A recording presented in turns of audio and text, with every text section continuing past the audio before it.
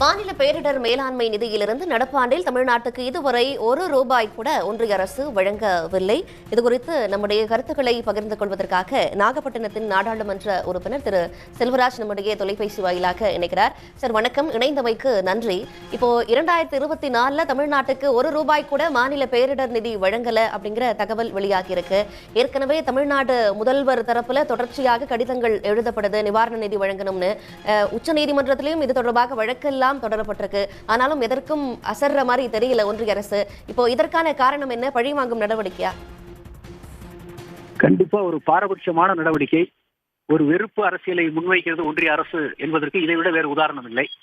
ஆக ஒரு மாற்றாந்தாய் மனப்பான்மையோடு தமிழ்நாட்டு அரசாங்கத்தை அவர்கள் வஞ்சிக்கிறார்கள் என்பதுதான் உண்மை. அதே நேரத்தில் இப்போ பாஜக ஆட்சிக்கு வந்த, ஏற்கனவே ஆட்சியில் இருந்த மகாராஷ்டிராவுக்கு 2000 கோடிக்கும் அதிகமான நிவாரணம் வழங்கப்பட்டிருக்கு. ஆனா தமிழ்நாடு தொடர்ச்சியாக வெள்ள பாதிப்புகளால இப்போ டெல்டா மாவட்டங்கள் ஆகட்டும், சென்னை உள்பட வட மாவட்டங்கள் எல்லாமே பாதிக்கப்பட்டும் தொடர்ச்சியாக கோரிக்கை விடுக்கப்பட்டு நாடாளுமன்றத்தில் இதை பற்றி பேசுறப்போ அவங்க தரப்புல இருந்து என்ன ரிப்ளை வருது சார்? அதாவது நாங்க புள்ளி விவரமா சொல்றதுக்கு ஏற்பாடு பண்ணோம்.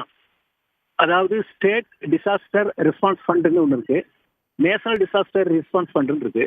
இது ரெண்டுலையும் சேர்த்து நமக்கு தமிழ்நாட்டுக்கு அவங்க கொடுக்க வேண்டியது 1260 கோடி அதுக்குன்னு ஒதுக்கி இருக்கிறாங்க. ஆனால் ₹1 கூட நமக்கு வழங்கல.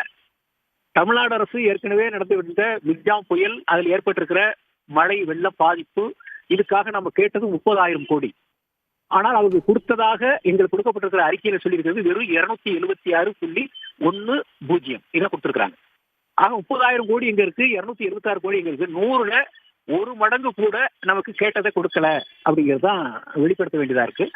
குறிப்பாக ரொம்ப ரொம்ப மோசமான முறையில வேண்டியவர்களுக்கு வேண்டிய மாநிலங்களுக்கு நிதி வழங்குவதும், வேண்டாத மாநிலங்களுக்கு நிதியை குறைப்பதும், நிதி கொடுக்காமல் இருப்பதும் என்பதுதான் அவர்களுடைய நிலைப்பாடாக இருக்கிறது. இதை கேட்டால் அவங்க சமாளிக்கிறாங்களே தவிர எந்த விதமான முறையான பதிலும் அவர்கள் வழங்கவில்லை.